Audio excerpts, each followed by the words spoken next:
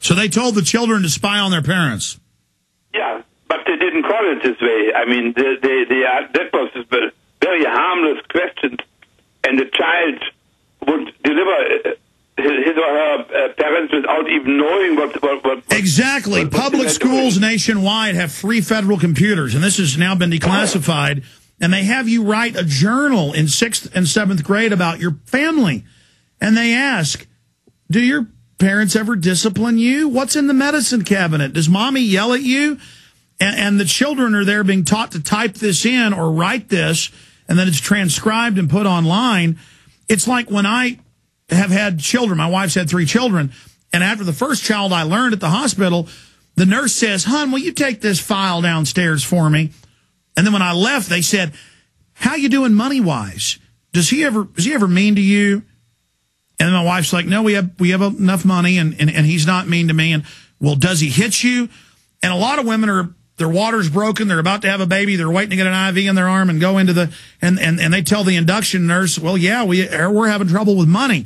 Now the health department's called. You don't have enough money to have the baby. Now the state's going to take it. The spies are everywhere, and they don't tell you they're setting you up when they're doing it. Is that how it was in Germany? Yeah, that's the way. And let me say also that they didn't really, as far, at least in the small cities, and we were living in the small cities, in contrast to what the big cities like Berlin and Hamburg and Munich, and that was different. But they did not try in the Hitler Youth to make us indoctrinate us and make us Nazis. We were indoctrinated with ideological purposes. In other words, what Hitler wanted from us is to make it possible that he could realize his program, which was to expand Germany towards the east and capture land. Yeah, you were cannon fodder. You were being bred for military service, and it was all under a peer pressure system. Let's go ahead and take another call. Kevin in Texas, you're on the air. I believe you just had me on. Okay, Kevin, thank you. They told me Kevin was next. Mark in Georgia. Mark, go ahead. Oh, just a second.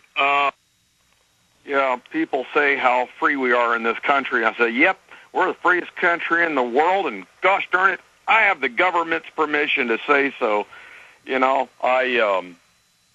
people say how free we are, and I point out to them, well, you tell that to Sarah Weaver.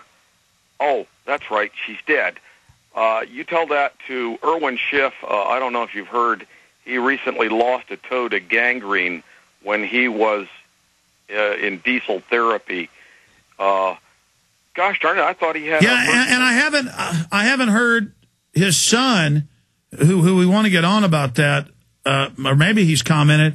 Has his son commented on that lately when he's on all these TV shows talking about the economy? He's... there may be an understanding that if he brings it up, his dad's situation will go from bad to worse. I don't know. On UDO News, my user ID is Mark Anabaptist, and I uploaded a clip from Monty Python and the Holy Grail, the Bring Out Your Dead scene about Obamacare, and if somebody can take that and polish it up, I'd be grateful. Okay? All right, sir. Do you have any questions for Mr. von Campe? I'm just wondering what you see going on here and what happened in your youth. I understand you see a number of disturbing parallels because what I said to some neocons, what Thomas Jefferson, the word liberal stems from the word liberty. The founders were liberals in fighting for liberty.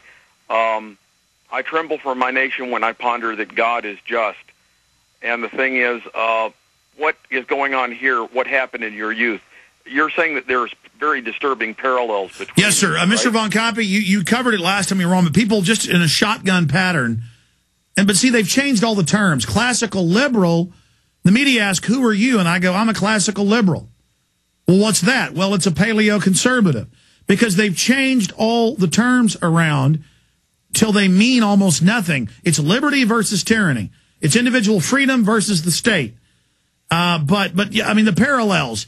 The youth being brainwashed, the spies, the secret police, the government knows all, the social Darwinism. I mean, those are the parallels, are they not?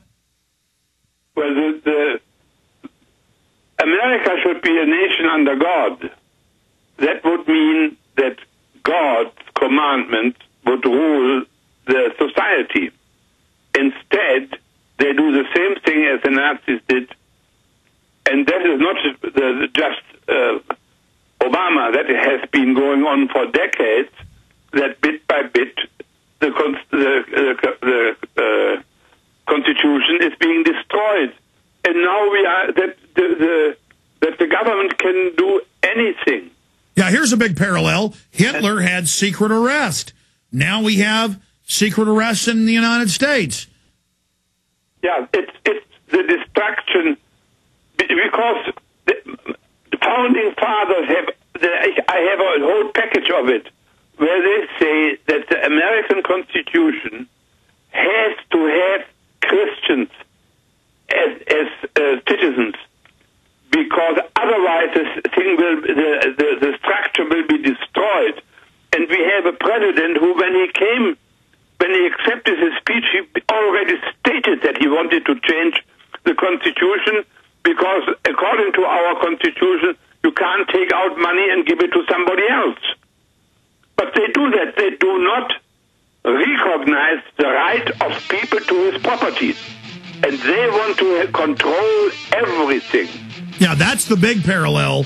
The Nazis would take your property if they wanted to in the name of the state.